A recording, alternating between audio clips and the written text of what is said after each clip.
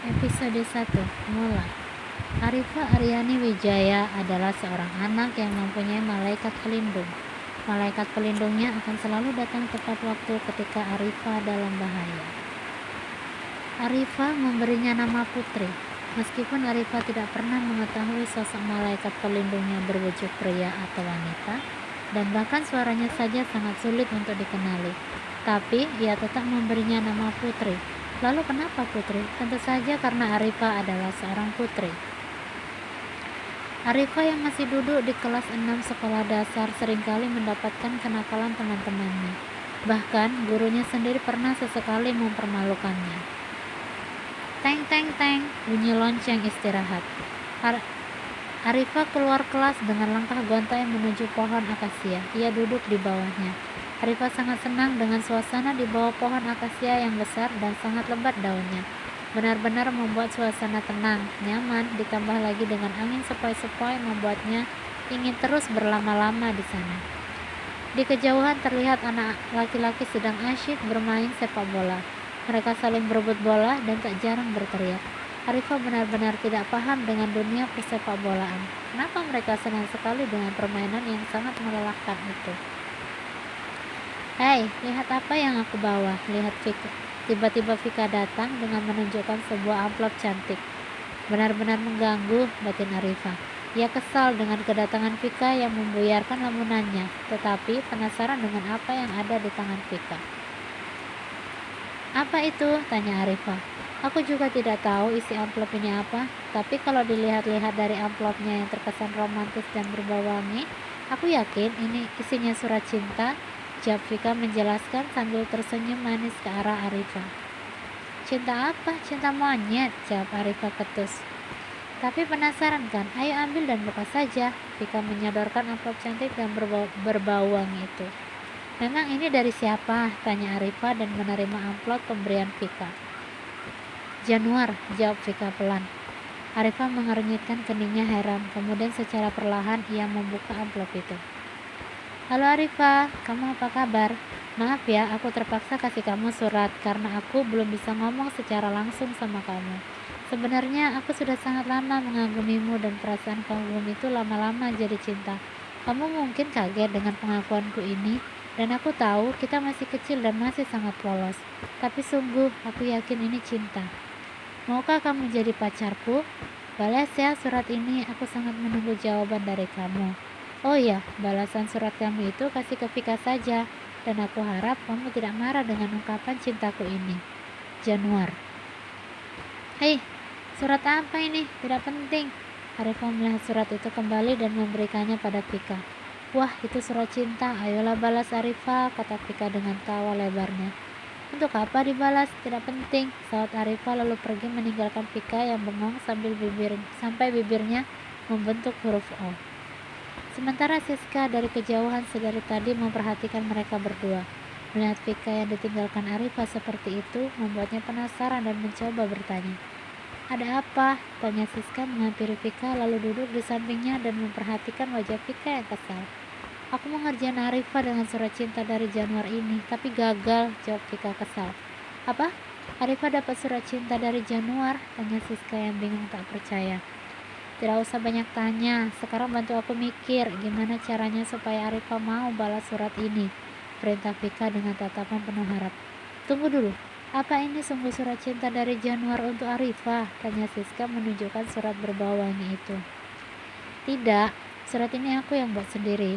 Tujuannya adalah agar Arifa tidak fokus dengan pelajaran dan aku ingin nilai dia jelek. Dengan begitu, guru-guru pasti akan membencinya, jawab Vika mengepalkan tangan.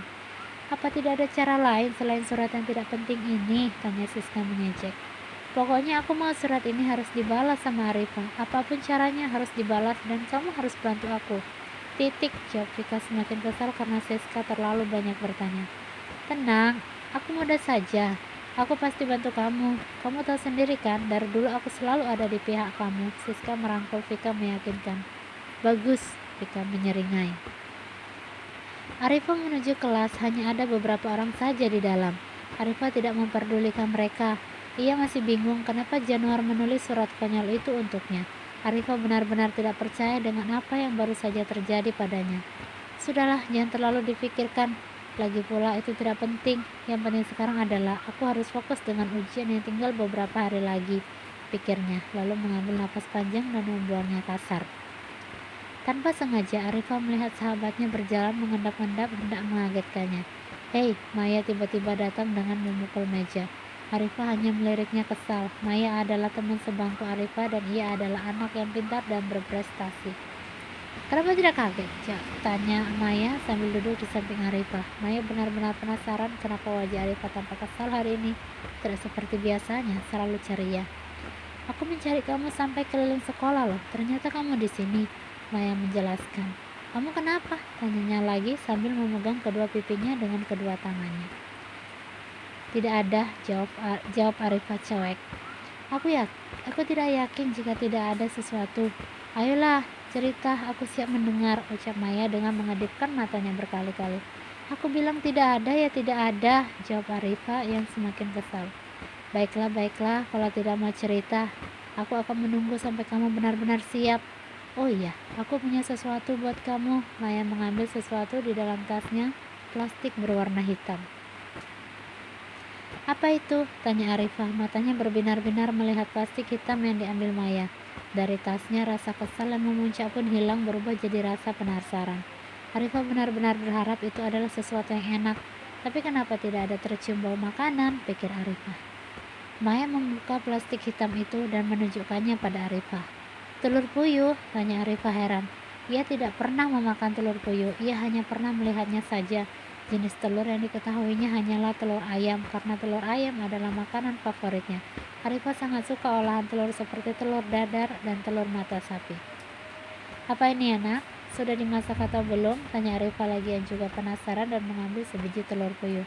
Setelah dilihat-lihat, menurutnya telur puyuh itu sangat imut dan lucu, benar-benar menggemaskan. Tanpa sadar bibir Arifah mengembang, ia sangat senang dengan telur itu. Ini sangat enak, lebih enak dari telur ayam. Tapi aku tidak tahu apakah telur ini sudah dimasak atau belum. Aku hanya mengambil beberapa saja dari dapur dan aku ingin memberikannya untukmu. Ambillah semuanya untukmu. Maya menjelaskan panjang lebar dan menyodorkan plastik hitam tadi di depan Arifah. Tapi aku takut ini belum masak. Bagaimana kalau nanti pecah? Tanya Arifah menatap Maya berusaha menyelidik. Mudah-mudahan tidak pecah, mudah-mudahan sudah dimasak ibu, jadi kamu tidak perlu khawatir, Maya meyakinkan. Baiklah, aku percaya sama kamu. Terima kasih, aku simpan ya, dibalas tangguhkan Maya. Arifah dengan senyum mengembang mengambil semua telur puyuh yang ada di depannya. Tak lupa ia menghitungnya ada 10 butir telur puyuh, lalu memasukkannya ke dalam tas. Namun Arifah lupa memasukkan tasnya ke dalam laci meja. Ia hanya meletakkan tasnya di tengah-tengah kursi, yakni di antara Arifah dan Maya. Kenapa di tengah-tengah kursi? Karena kursi di sekolah itu bentuknya memanjang. Teng teng teng, bunyi lonceng sekolah menandakan masuk pelajaran selanjutnya.